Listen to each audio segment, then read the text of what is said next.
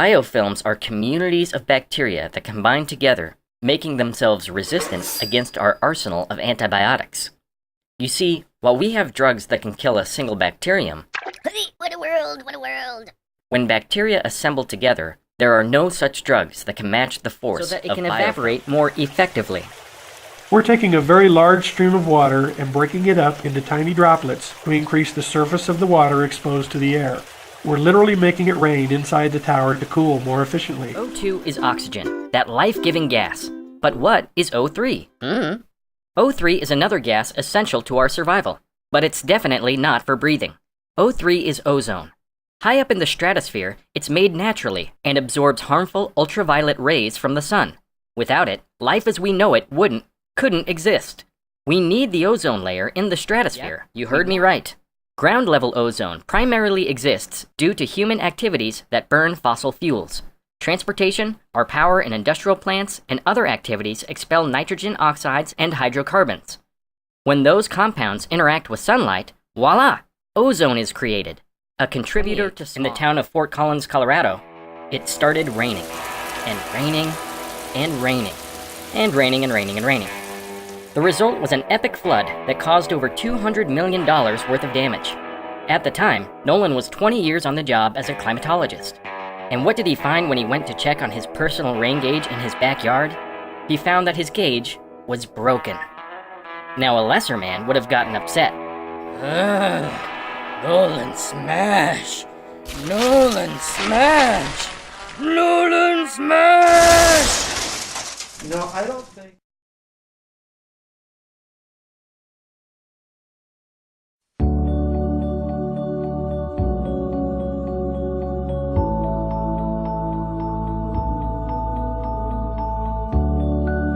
Coal Fire was started with a vision. The vision of creating a successful company built on a foundation of strong values. Once that foundation was in big place, email campaigns, big data that promises insights, and big investments in content marketing that paper the world.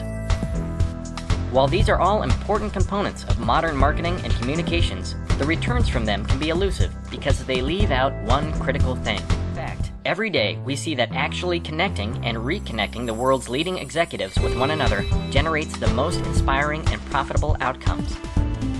It is return on investment you can see, touch, and feel. So why are farmers and others interested in changing the system?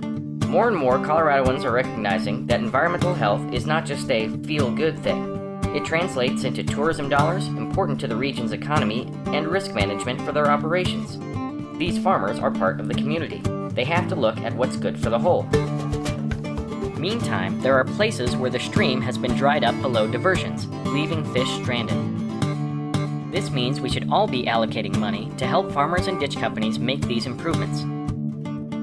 Money to repair 100-year-old ditch infrastructure, like leaky canals or inefficient headgates, could go a long way toward conserving water.